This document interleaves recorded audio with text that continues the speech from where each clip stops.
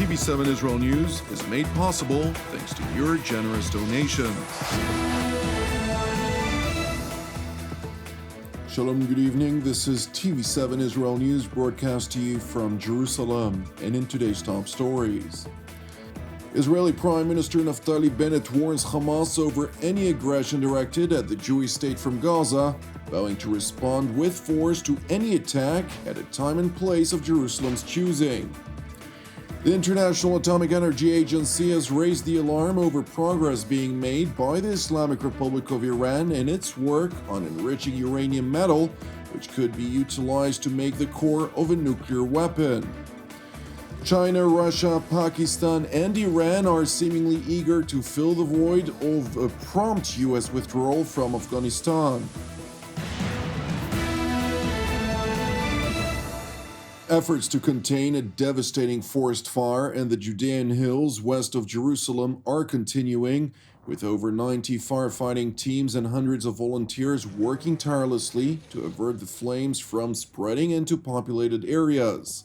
A number of communities, including Givat Yarim, Tzuba, and Ein Kerem Agricultural School, have been evacuated, while the communities of Shoresh and Even Sapir remain on high alert for possible evacuation, alongside Jerusalem's Hadassah Ein Kerem Hospital.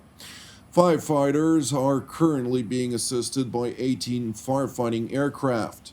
Separately, Israeli Foreign Minister Yair Lapid initially phoned his Greek counterpart, Nikos Dendias, and asked him for assistance in combating the uncontrolled wildfire, which has already devastated over 25,000 dunams, equal to approximately 6,177 acres, to which Athens' top diplomat responded by pledging Greek support in every way possible.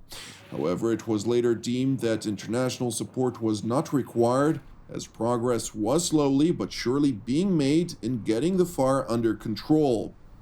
Meanwhile, air quality in the Jerusalem region is currently poor, with health officials cautioning the elderly and individuals with breathing or respiratory problems to remain indoors if possible. Turning to Israel's southern front with the Hamas-controlled Gaza Strip, where Israeli Prime Minister Naftali Bennett, alongside Defense Minister Benny Gantz and IDF Chief of General Staff Aviv Kochavi, held a situation assessment at the military's southern command, a day after Islamist militants fired a first rocket toward Israel's southern communities since the end of Operation Guardian of the Walls. באמת ביקור מאוד חשוב ביחד עם צמרת צה"ל וראש הממשלה ואנשי פיקוד הדרום. אנחנו קבענו אחרי מבצע שומר החומות שמה שהיה הוא לא מה שיהיה, וכך גם אנחנו ננהג. אנחנו נשמור לעצמנו את זכות הפעולה בעוצמה, במקום ובזמן שאנחנו נבחר ונעשה את זה כמו שצריך. Defense Minister Gantz further highlighted that Israel is not the enemy of the residents of Gaza, but rather Hamas is responsible for the deteriorating situation in the enclave, which is being utilized by the Islamist forces as a staging ground for terror-related activities against Israel and elsewhere. אנחנו איננו אויבים של תושבי רצועת עזה. מי שבעצם הוא האויב בפועל של תושבי רצועת עזה זה חמאס, שלוקחים אותם כבני ערובה ויוצרים את המצב הזה של הקושי ברצועת עזה. אנחנו נשמח להקל ככל שאפשר, גם ביוזמת הכסף הקטרי וביוזמות אחרות, ובלבד שהם תגענה למקומות הנכונים. ישראל נחושה להגן על עצמה, והיא תדע לעשות את זה. Prime Minister Naftali Bennett, for his part, highlighted that Jerusalem regards Hamas as solely responsible for any terror-related activities which emanate from the Gaza Strip. In other news, the International Atomic Energy Agency has raised the alarm over progress being made by the Islamic Republic of Iran in its work on enriched uranium metal. The IAEA report stated that on August 14th, the agency verified that Iran had produced 200 grams of uranium metal enriched up to 20%, further adding that the alarming development is in fact a third in a four-step plan by the Islamic Republic, which will subsequently seek as stage 4 to produce a reactor fuel plate that has little to none civic applications.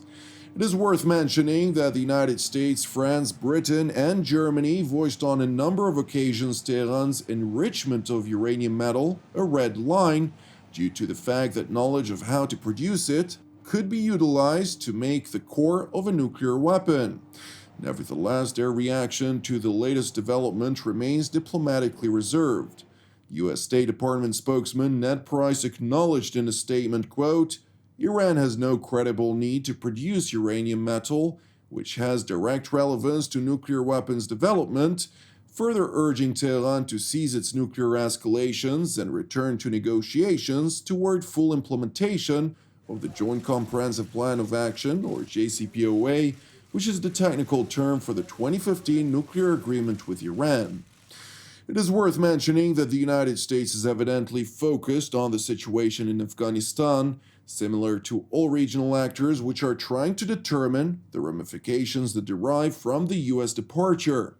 While the Taliban managed to surprise the Biden administration by the rapid pace with which it reconquered Afghanistan, U.S. President Joe Biden, in a televised address last night, sought to justify the U.S. disengagement. We went to Afghanistan almost 20 years ago with clear goals.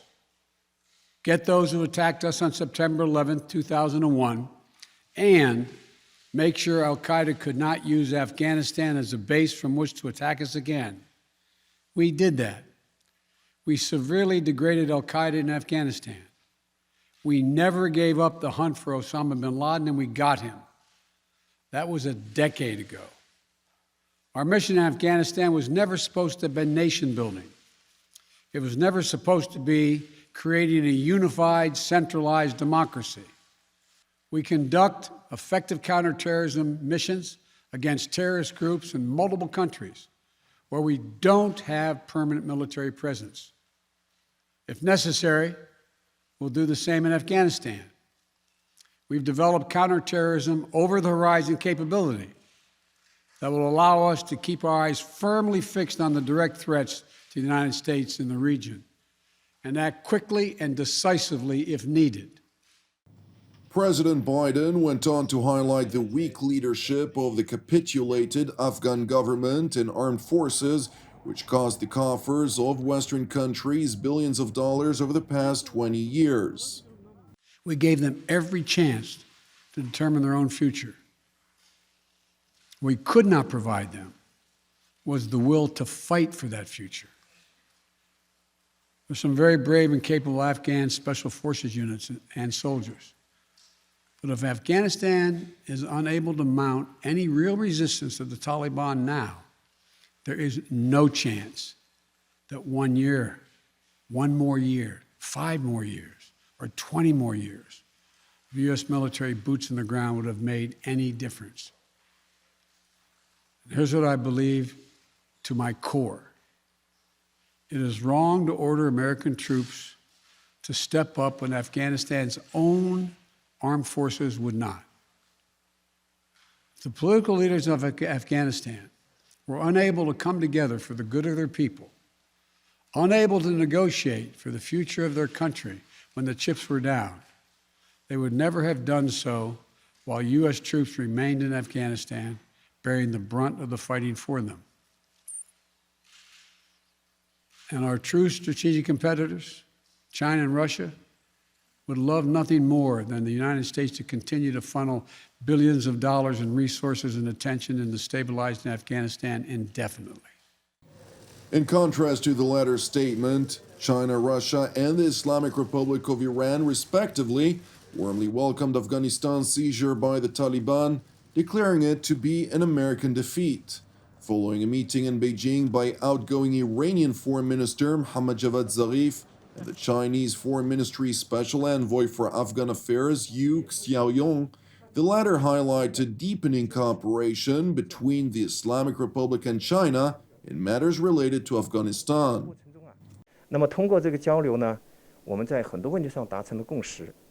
那么在当前这个形势这么如此变化的情况下呢，都决心加强对话和交流，共同促进邻国地区国家和国际社会围绕阿富汗的